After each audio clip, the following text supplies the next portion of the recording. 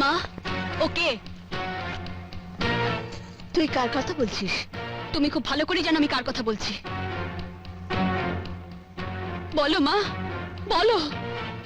তুমি একদিন বলেছিলে ও খুব ভালো ঘরের ছেলে। তুমি নিশ্চয়ই ওকে চেনো। কেন জানি না আমার মনে হচ্ছে তুমি, বাবা, এমনকি আমি ওকে নিশ্চয়ই চিনি। না হলে ওর গান শুনে আমি এমন হয়ে গেলাম কেন? মা বলো, মা দোহাই তোমার, আমার সঙ্গে ওর কিসের সম্পর্ক? বলো মা ওকে। ও তো ছোটবেলার সাথী আকাশ। ধূপগুড়ি গ্রামে তোরা একসঙ্গে বড় হয়েছিস, কেউ কাউকে ছেড়ে তোরা থাকতিস না।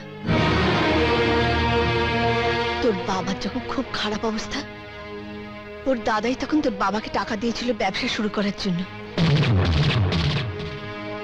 তখন ওর দাদাকে আমরা পাকা কথা দিয়েছিলাম ওর সঙ্গে তোর বিয়ে দেব।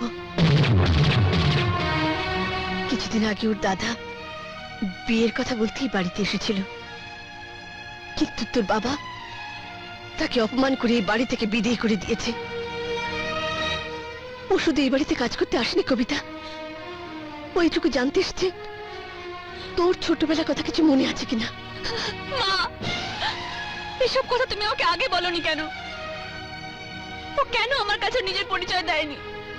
কারণ তোর বাবার নিষেধ ছিল। আকাশ, আকাশ, তুমি একদম ভিজে গেছো, গাড়িতে ওঠো। না না, ভেজার অভ্যেস আমার আছে।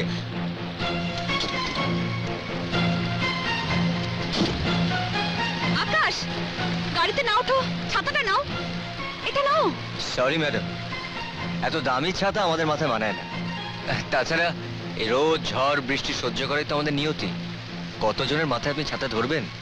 আর কারো কথা জানি না, আমি শুধু আমার আকাশের কথা জানি। আপনার আকাশ? আপনার আকাশ তো অনেক বড়।